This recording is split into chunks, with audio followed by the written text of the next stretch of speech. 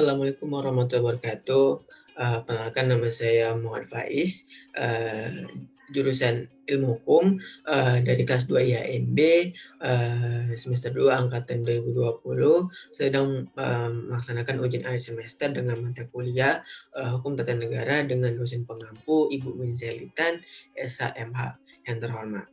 Nah, kesempatan kali ini kita akan membahas dengan materi yaitu kekuasaan negara, kekuasaan kehakiman, partai politik dan pemilihan umum, kewarganegaraan dan negara hukum dan HAM. Nah, kita mulai dengan kekuasaan negara. Nah, kekuasaan negara itu ada dua pakar yang memiliki pandangan sendiri tentang kekuasaan negara. Pakar yang pertama yaitu Montesquieu, yaitu mendasari menjadi tiga, yaitu legislatif, eksekutif, dan yudikatif. Nah, lembaga legislatif ini merupakan lembaga atau dewan yang mempunyai tugas serta wewenang dalam membuat atau merumuskan undang-undang dasar yang ada dalam sebuah negara. Nah, contoh dari lembaga legislatif ini seperti MPR, DPR, dan DPD. Dan adapun tugas setiap badan legislatif ini bermacam-macam. Contohnya seperti MPR, yaitu mempunyai tugas mengubah serta menetapkan undang-undang dasar. Bertugas sebagai pelantik presiden dan wakil presidennya. Bertugas dalam hal memberhentikan presiden dan wakil presiden pada masa jabatannya sesuai dengan undang-undang dasar. Nah, lembaga yang kedua yaitu DPR. Nah, bertugas memegang kekuasaan dalam hal pembentukan undang-undang, memilih anggota BPK, bertugas mengajukan 3 orang hakim konstitusi. Nah, lembaga yang terakhir dari legislatif itu yaitu DPD, mengajukan rancangan undang-undang dasar yang memiliki kaitannya dengan otonomi daerah kepada kepala negara yaitu presiden, dan juga memberi pertimbangan terkait rancangan undang-undang APBN. Nah, lembaga selanjutnya dari yang didasari dengan Montesquieu yaitu eksekutif. Nah, contohnya itu seperti presiden dan wakil presiden. Dan para menteri-menteri yang juga membantu dalam menjalankan sebuah negara. Nah, presiden merupakan lembaga negara yang memiliki kekuasaan eksekutif, yaitu kekuasaan menjalankan roda pemerintahan. Nah, di negara Indonesia, presiden memiliki kedudukan sebagai kepala pemerintah dan juga kepala negara. Nah, lembaga eksekutif ini juga memiliki tugas, yaitu bertugas membuat perjanjian dengan atas syarat dan persetujuan dari DPR, bertugas menerima duta dari negara lain untuk menjadi duta negara lain di negara sendiri. Nah, memberi gelar dan juga tanda jasa serta kehormatan kepada warganya atau warga asing yang telah mengharumkan nama bangsa Indonesia. Nah, lembaga selanjutnya yang diterapkan oleh Montesquieu yaitu lembaga yang terakhir yaitu yudikatif. Nah, lembaga yudikatif ini lembaga negara yang tugasnya utama itu sebagai pengawal, pengawas, dan pemantau proses berjalannya undang-undang dasar, dan juga pengawasan hukum yang ada di sebuah negara. Nah, di Indonesia, fungsi lembaga legislatif ini dijalankan oleh Mahkamah Agung dan Mahkamah Konstitusi, yang mana keduanya memiliki peran sebagai pengawas dan pemantau berjalannya undang-undang dasar dan hukum yang ada di Indonesia. Contoh lembaganya tadi seperti Mahkamah Agung yang memiliki kekuasaan kehakiman. Nah, kekuasaan ini adalah kekuasaan menyelenggarakan peradilan guna menegakkan hukum yang adil. Nah, yang kedua yaitu Mahkamah Konstitusi yang memiliki wewenang sebagai peradilan yang tingkat tinggi atau tingkat terakhir, yang mana keputusan dari MK ini mengikat dan final untuk menguji sebuah undang-undang. Dan yang terakhir ada KY atau Komisi Yudisial yang memiliki tugas atau wewenang untuk mengusulkan pengangkatan hakim agung dan menjaga juga dalam menurunkan suatu kehormatan martabat dari seorang hakim. Nah, kemudian ada juga tokoh yang bernama John Locke yang mendasari 3 konsep kekuasaan, yaitu legislatif, eksekutif, dan federatif. Nah, dari kedua tokoh tersebut hanya memiliki perbedaan antara federatif dan yudikatif. Tadi yudikatif yaitu memiliki arti mengadili undang-undang yang telah dijalankan. Sedangkan federatif itu kekuasaan yang mengikuti segala tindakan menjaga keamanan negara dengan hubungan negara lain. Nah, setelah kita mengetahui dari kekuasaan negara, pembagian kekuasaan negara, lembaga-lembaga negara, dan ada tadi juga lembaga negara yang tugasnya itu sebagai pemantau, pengawal dan pengawas dalam proses penjalanan undang-undang. Nah, ada juga di situ di dalamnya dalam kekuasaan kehakiman. Nah, di Indonesia, kekuasaan kehakiman ini di dalam pasal 24 ayat 2 Undang-Undang RRI tahun 1945 mengatakan kekuasaan kehakiman dilakukan oleh sebuah Mahkamah Agung dan badan peradilan yang di bawah dalam lingkungan peradilan umum, lingkungan peradilan agama, lingkungan peradilan militer, lingkungan peradilan tata usaha negara atau petun, dan juga Mahkamah Konstitusi. Nah, kekuasaan Mahkamah Agung ini berdasarkan pada pasal 20 Undang-Undang Nomor 48 Tahun 2009 memiliki kewenangan mengadili pada tingkat kasasi, menguji peraturan perundang-undangan di bawah undang-undang terhadap undang-undang. Dan Mahkamah Agung juga melakukan pengawasan tertinggi atas perbuatan peradilan dalam dengan peradilannya. Nah, yang kedua ada Mahkamah Konstitusi atau MK. Berdasarkan pasal 29 nomor 48 tahun 1945, MK mempunyai kewajiban dan kewenangan yaitu menguji undang-undang terhadap Undang-Undang NRI tahun 1945, memutuskan sengketa kewenangan lembaga, memutuskan pembubaran partai politik, memutuskan sengketa hasil pemilu, dan memberikan putusan impact atau pemakzuluman. Nah, dan yang terakhir yaitu KY tadi atau Komisi Yudisial. Dalam pasal 24B Undang-Undang NRI tahun 1945 berwenang mengusulkan pengangkatan hakim agung dan mempunyai wewenang lain dalam rangka menjaga, menegakkan kehormatan, leluhur martabat, serta perilaku dalam seorang hakim. Dan yang terakhir adalah lembaga Polri. Nah, lembaga Polri ini memiliki tugas memelihara keamanan dan ketertiban di dalam masyarakat, dan juga menegakkan hukum, memberikan pengayoman dan pelayanan terhadap masyarakat.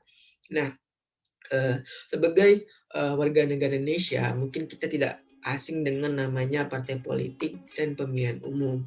Nah, partai politik dan pemilihan umum itu sering terjadi di Indonesia. Nah, partai politik ini merupakan bagian dari lembaga dan instrumen demokrasi. Nah, di mana titik temu kedua berada pada bagaimana menyediakan seseorang untuk menempatkan pada jabatan-jabatan publik. Nah, di dalam sistem demokrasi yang ada di Indonesia sekarang, partai politik diselenggarakan dengan tujuan yang pertama sebagai sarana koalisi politik, yaitu mempunyai tugas menyalurkan aspirasi atau aneka ragam pendapat dari dan mengatur daripada kesimpang-siuran pendapat dalam masyarakat yang kurang. Nah, pendapat yang telah disalurkan dan ditampung tadi akan disatukan, akan terciptanya sebuah kesimpulan atau kesamaan tujuan yang sama itu. Nah, dan yang kedua, partai sebagai sarana koalisi politik yang memiliki peran sebagai sarana sosialisasi politik ini di dalam ilmu politik dapat diartikan sebagai proses melalui mana seorang memperoleh sikap dan orientasi terhadap fenomena politik, yang mana umumnya itu berlaku dalam masyarakat di mana ia berada. Nah, dan yang ketiga, partai sebagai sarana rekrutmen. Nah, politik berfungsi mencari dan mengajak orang-orang yang berbakat untuk turut ikut atau berpartisipasi dalam partai politik sebagai anggota partai politiknya. Dengan demikian, partai politik juga memperluas partisipasi politiknya dengan cara melalui kontak pribadi, persuasi, dan lain-lain. Nah, partai politik juga berfungsi dalam mendidik kader-kader yang baru atau yang muda untuk menggantikan kader-kader yang lama. Dan yang keempat, partai politik sebagai pengatur konflik Nah, di dalam suasana demokrasi, persaingan antara berbeda pendapat antara partai atau masyarakat merupakan soal yang wajar. Nah, jika terjadinya konflik, maka partai politik berusaha dalam mengatasinya, seperti itu. Jadi dapat dikatakan bahwa peranan partai politik ini adalah sebagai sarana untuk menghimpun aspirasi, artikulasi, dan agresi kepentingan yang dilakukan kepada masyarakat untuk mencapai tujuan yang diinginkan, yaitu mempengaruhi pembuatan kebijakan publik. Nah, selain fungsi dan hal-hal dari partai politik yang kita telah tahu, partai politik juga mempunyai tujuan yang lain, yaitu di mana tujuan partai politik yaitu mewujudkan cita-cita bangsa, mengembangkan kehidupan demokrasi bagi seluruh masyarakat Indonesia. Nah, dengan adanya partai politik ini masyarakat Indonesia semakin mengenal pendidikan pendidikan politik yang diberikan partai politik kepada masyarakat. Nah, sebelum seseorang memasuki partai politik atau mengikuti partai politik, pasti seseorang itu eee, melalui dulu namanya pemilihan umum, yang mereka lalui untuk mengikuti partai politik tersebut tadi. Nah, pemilihan umum pertama kali itu di tahun 1995. Waktu itu Republik Indonesia masih sekitar 10 tahun. Nah, pemilihan umum itu diadakan 2 kali. Yang pertama itu pada tahun, eee, 20 eee, 29 September 1995 untuk memilih anggota DPR, dan yang kedua pada 15 Desember 1955 memilih anggota konstituante-nya. Nah, di Indonesia, pelaksanaan pemilu itu telah berlangsung dengan sistem pemilu yang namanya mekanisme proporsional. Nah, sistem ini tuh sudah cocok dengan keadaan Indonesia yang karena melihat kemajemukan masyarakat Indonesia yang cukup besar dan luas. Nah, dengan sistem profesional ini ialah di mana sistem presentasi kursi di mana badan perwakilan rakyat yang dibagikan kepada tiap-tiap partai politik disesuaikan dengan jumlah surat suara yang diperoleh tiap-tiap partai politik. Nah, dalam hal ini, para pemilih akan memilih partai politiknya bukan calon perseorangan dalam sistem distrik, seperti itu. Nah, kita juga sebagai warga negara Indonesia pasti punya namanya kewarganegaraan.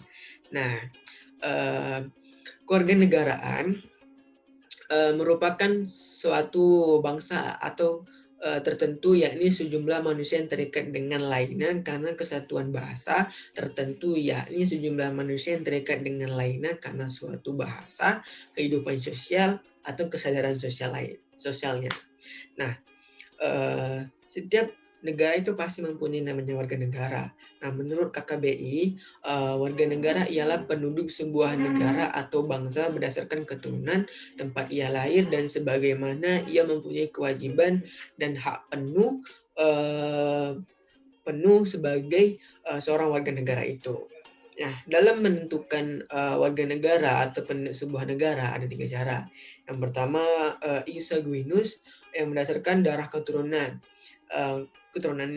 Kewarganegaraan betapapun ia dilahirkan di luar negaranya, betapapun ia dilahirkan di luar negaranya.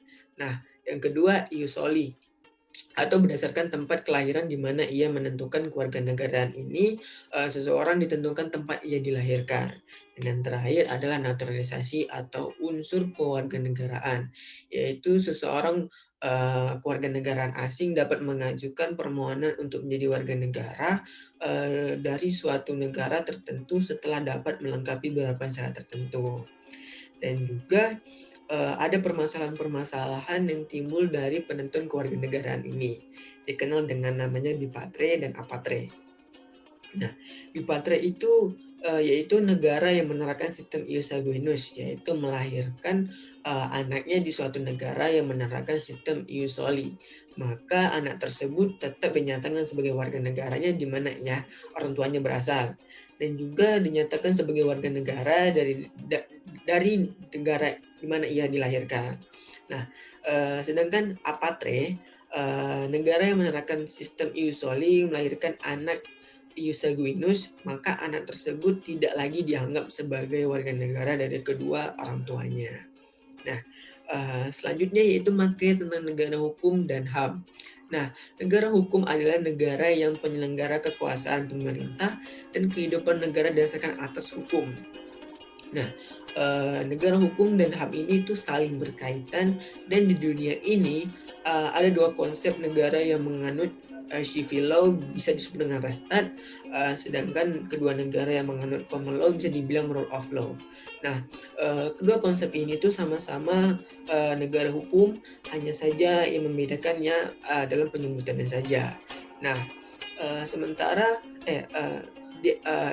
rule of law dan Restat ini itu, sama-sama mengakui adanya, hak asasi manusia. Nah, mmm, setelah kita mengetahui dari, eee, kekuasaan negara, pembagian kekuasaan negara, kekuasaan kehakiman, partai politik, pemilihan umum, kapan terjadinya, gimana, eee eee, awalnya, terus cara menentukan kewarganegaraan itu gimana, dan kekuasaan hukum dan HAM. Nah, setelah kita sudah ketahui, maka, materi-materi ya semua itu dapat bermanfaat, bagi yang mendengar. Semoga apa yang telah saya sampaikan bisa bermanfaat bagi teman-teman yang mendengar, dan apabila ada kata-kata yang saya yang salah, mohon dimaafkan. Eee, Lebih dan kurang saya undur diri. Saya Muhammad Faiz. Wassalamualaikum warahmatullahi wabarakatuh.